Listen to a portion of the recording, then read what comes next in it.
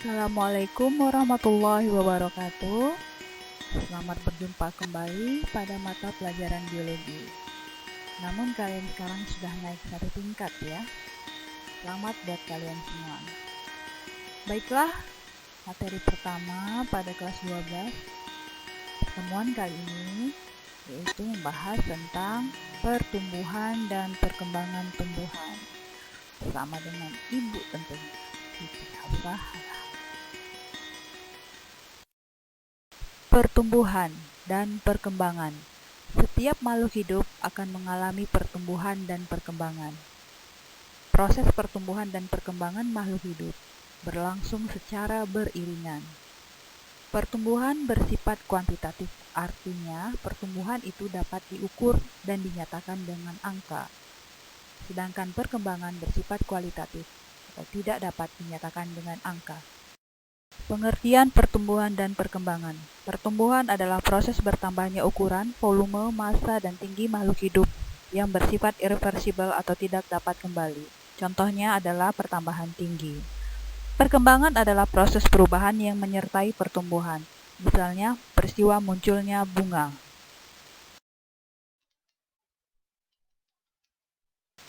Perhatikan dengan seksama video berikut ini.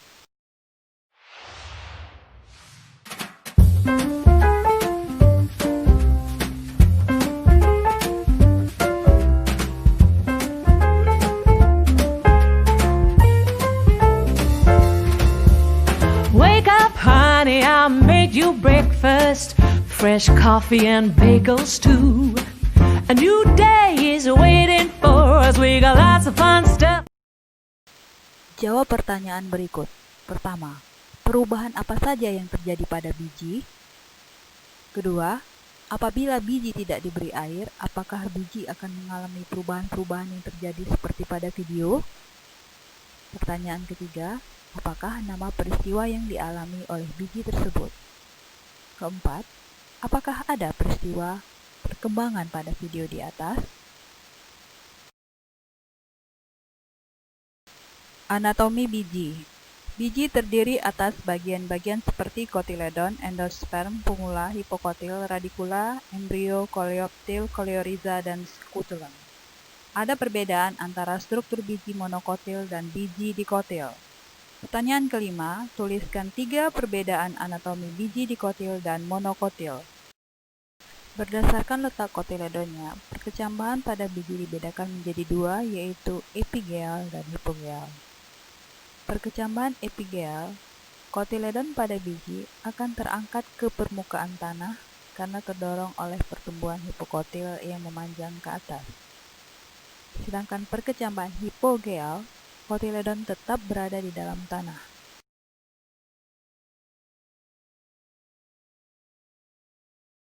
Perhatikan video perkecambahan 2 tanaman berikut ini. Perhatikan letak kotiledon pada saat biji berkecambah. Like putting all of your joy in a big brown bag. No, I won't listen to any of that jazz. Growing up is just a trap. Oh yeah, well, growing up is just a trap. Growing up is just a trap.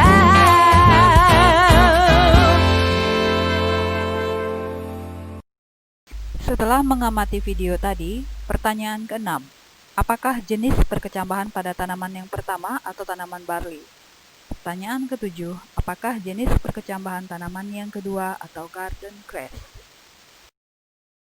Faktor-faktor yang mempengaruhi pertumbuhan dan perkembangan pada tumbuhan. Yang pertama, faktor dalam atau internal. Yang kedua, faktor luar atau eksternal. Faktor dalam yaitu terdiri gen dan hormon. 4 hormon utama pada tumbuhan, auksin, giberelin, sitokinin, dan asam aprisat. Sedangkan faktor luar adalah air, cahaya, makanan, oksigen, dan kelembaban. Kaitan hormon auksin dengan gerak fototropisme. Gerak fototropisme adalah gerak tumbuhan menuju ke arah datangnya cahaya. Dari keempat gambar yang ada, Perhatikan gambar 1. Pada gambar 1, cahaya mengenai tumbuhan pada salah satu sisi tumbuhan. Kemudian perhatikan pada gambar 2, di sana terdapat titik-titik ungu. Titik-titik ungu ini menunjukkan hormon auksin yang tersebar pada daerah ujung batang. Pada gambar 3, hormon auksin akan bergerak ke daerah yang tidak terkena cahaya atau daerah yang gelap. Sehingga pertumbuhan di daerah yang gelap atau yang tidak terkena cahaya akan jadi lebih cepat. Perhatikan gambar 4. Karena pertumbuhan pada daerah yang tidak terkena cahaya menjadi lebih cepat, sehingga mengakibatkan batang seolah-olah bergerak ke arah datangnya cahaya, atau terjadilah gerak fototropisme. Hormon berikutnya adalah hormon giberelin.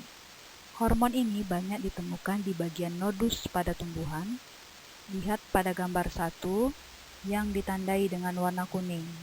Nodus adalah tempat tumbuhnya daun-daun yang baru. Giberelin berperan dalam pemanjangan sel. Hal ini mengakibatkan pertumbuhan memanjang pada daerah yang berwarna kuning, sehingga jarak antar daun semakin lebih memanjang. Hormon giberelin juga berperan pada pembesaran buah. Seperti terlihat pada gambar 3, buah yang disemprotkan dengan hormon giberelin akan berukuran jauh lebih besar. Tanaman yang kekurangan hormon giberelin akan mengalami kekerdilan atau dwarf. Hormon berikutnya adalah hormon sitokinin. Hormon ini berperan dalam pembelahan sel, di mana sel-sel akan membelah dari satu sel menjadi 2 sel. Ini akan menyebabkan munculnya daun-daun baru, tunas-tunas baru, cabang-cabang baru, dan munculnya buah. Hormon sitokinin juga berperan dalam anti penuaan organ tumbuhan. Para penjual bunga dapat menyemprotkan hormon sitokinin sintetis agar potongan bunganya menjadi segar lebih lama. Hormon berikutnya adalah asam absisat atau abscisic acid. Hormon ini berperan dalam pengguguran daun-daun yang sudah tua, buah-buah yang sudah matang. Hormon ini juga berperan untuk menutupnya stomata pada saat tumbuhan kekurangan air. Hormon ini juga menyebabkan biji tidak tumbuh atau dorman. Pada saat biji tidak mendapatkan air, biji kaya akan asam absisat. Namun apabila ada air, asam absisat akan berkurang dan biji akan tumbuh. Hormon berikutnya adalah etilen yang berwujud gas. Etilen berperan dalam pemasakan buah, menyebabkan buah menjadi lebih lembut dan lebih manis karena amilum dirubah menjadi glukosa. Apabila buah yang sudah matang didekatkan dengan buah yang masih mentah, gas-gas etilen yang dihasilkan oleh buah yang sudah matang akan menyebabkan buah-buah yang belum matang menjadi lebih cepat matang. Setelah pemaparan materi di atas, pertanyaan ke-8. Tuliskan 3 pengaruh cahaya terhadap pertumbuhan dan perkembangan tumbuhan. Perhatikan judul penelitian berikut. Pengaruh pupuk kandang terhadap produksi buah sawit. Pertanyaan ke-9. Dari judul penelitian di atas, tentukan variabel terikatnya. Pertanyaan ke-10. Dari judul penelitian di atas, tentukan variabel bebasnya.